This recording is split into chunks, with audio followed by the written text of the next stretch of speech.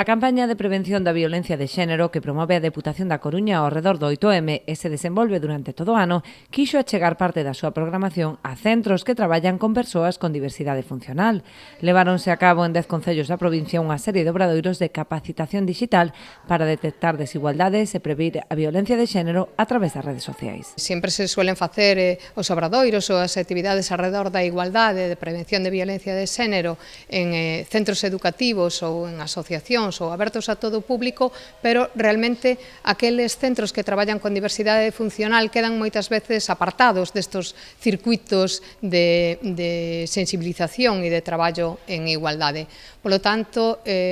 centrámonos durante esta campaña nestes espazos, nestes centros que traballan, como moi ben dixo a súa presidenta, con persoas con diversidade funcional que tamén se achegan a ese mundo da digitalización e que, polo tanto, é importante que teñan coñecementos de como prever tamén posibles violencias de xénero, posibles desigualdades. Creemos que é fundamental pois ter ese tipo de formación, porque incluso andando todos os días en esos todos esos mundos que leva as redes sociais, pois nos poden levar a meternos en un problema pois que ao mellor non é fácil de solucionar. A deputada provincial responsable da área de igualdade, xunto coa concelleira de Igualdade de Ribeira, tiveron ocasión de compartir cos alumnos de Ámbar os contidos deste curso, que pretende tamén dotalos das ferramentas necesarias para pedir axuda ou denunciar posibles abusos no entorno digital. Evitar o mal uso, o acoso, o todo o